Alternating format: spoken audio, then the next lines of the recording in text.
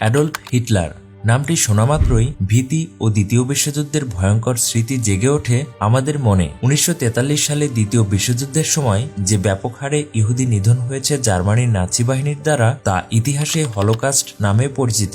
এই হলোকাস্টে 60 লাখেরও বেশি ইহুদিদের হত্যা করা হয়েছে বর্বরোচিতভাবে, যা থেকে অবোধ শিশু ও নারীরাও রক্ষা পায়নি। সেই সময়কার জার্মানির চ্যান্সেলর অ্যাডলফ হিটলার ছিল সেই গণহত্যার কুখ্যাত নায়ক। অ্যাডলফ হিটলার ইহুদিদের প্রতি চরম বিদ্বেষ ও ঘৃণা পোষণ করতেন। তিনি চেয়েছিলেন পৃথিবী থেকে সমগ্র ইহুদি জাতিকে নিশ্চিহ্ন করে দিতে। কিন্তু হিটলার কেন এই হত্যাযজ্ঞ চালিয়েছিলেন এ নিয়ে দীর্ঘ অনেক বছর ধরেই গবেষণা করে চলেছেন ইতিহাসবিদরা। তাদের গবেষণা থেকে হিটলারের ইহুদি নিধন বা হলোকাস্টের বেশ কিছু কারণ উঠে এসেছে। এমআরএম ওয়ার্ল্ডের আজকের এই বিশেষ আয়োজনে আপনাদেরকে জানাবো হিটলার কেন পৃথিবী থেকে সমগ্র ইহুদি জাতিকে নিশ্চিহ্ন করতে চেয়েছিল।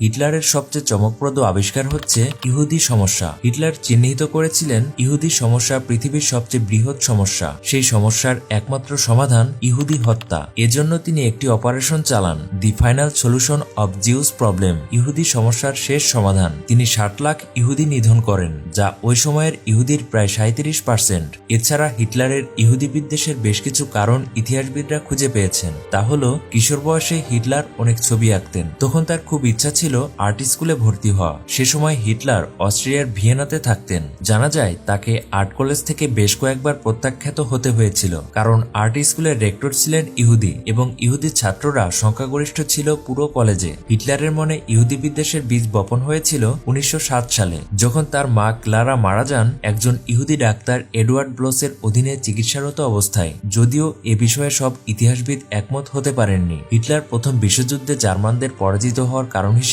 একমাত্র ইহুদিদের দায়ী করতেন। তার আরও দৃঢ় বিশ্বাস ছিল 9 নভেম্বর 1918 সালে জার্মানির রাজতন্ত্রের বিলোপ ইহুদিদের দ্বারা সংঘটিত হয়েছিল। তাছাড়া হিটলার লক্ষ্য করেন জার্মান দেশে বসে ইহুদিরা জার্মানির ব্যবসা বাণিজ্য সহ অনেক কিছু নিয়ন্ত্রণ করছে, যা তিনি মেনে নিতে পারেননি। ইতিহাসবিদ ইয়াহুদ বাওয়ারের মতে ইহুদি নিধন বা হলোকাস্টের মূল কারণ ছিল আদর্শগত। এর শেকড় হিটলারের কাল্পনিক অলিক জগৎ। হিটলার মনে করতেন যে একটি আন্তর্জাতিক ইহুদি চক্রান্ত চলছে পৃথিবীকে নিয়ন্ত্রণ করতে, তাই ইহুদিদের নির্মূল করতে পারলেই তিনি বিশ্বজয় করতে পারবেন, এমন একটি ধারণা তার মধ্যে কাজ করছিল। তবে কোন ইতিহাসবিদ মনে করেন মধ্যযুগের পর থেকেই জার্মান সমাজে ও সংস্কৃতিতে অ্যান্টিসেমিটিজম অর্থাৎ হিব্রু, আরব, অসিরীয় ও ফিনিসীয় জনগোষ্ঠীর প্রতি বিরোধিতা ছড়িয়ে পড়ে। হিটলারের নাৎসিবাদের মূল নীতি ছিল জার্মানদের ভাষা হবে জার্মান, তারা হবে আর্য রক্তের এবং তারা থাকবে সকল ধর্মীয় কুসংস্কার থেকে মুক্ত। তাছাড়া হিটলারের মতে জার্মানরা সুপিরিয়র জাতি, তাই তাদের অধিকার রয়েছে বিশ্বকে শাসন করার, যে বিশ্ব হবে ইহুদি মুক্ত।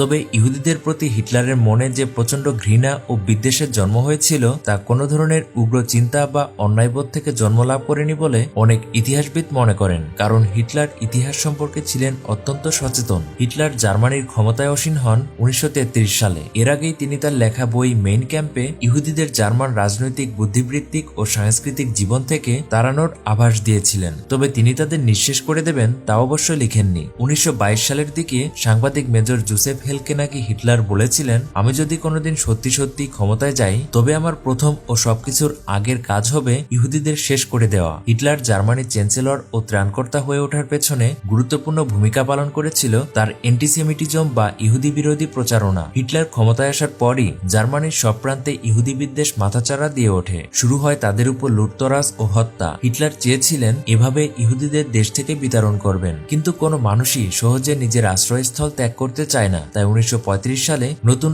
আইন চালু করলেন হিটলার। তাতে দেশের নাগরিকদের দুটি ভাগে ভাগ করা হলো, জেন্টিল আর জু। জেন্টিল অর্থাৎ জার্মান, তারাই খাঁটি আর্য।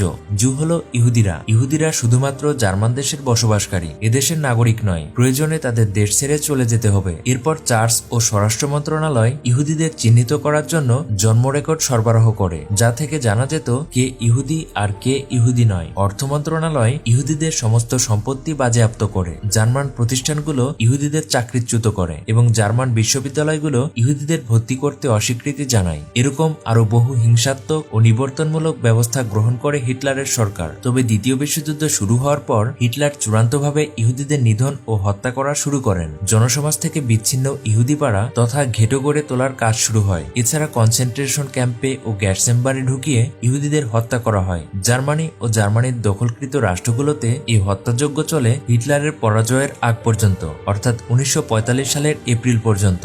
দর্শক, আপনাদের মনে কি প্রশ্ন জাগে হিটলার এখন বেঁচে থাকলে কি করতেন? কারণ মানুষের দেহের ভেতর কোটি কোটি কোষের মতো সারা পৃথিবীতে ইহুদিরা জাল বিছিয়ে রয়েছে, আর এর পেছনে রয়েছে ইহুদিদের নিজেদের মধ্যে একাত্মতা। এরা এখন বিশ্বের বড় বড় সব কোম্পানির শীর্ষে বসে রাজত্ব করছে, আমেরিকাও এর ব্যতিক্রম নয়।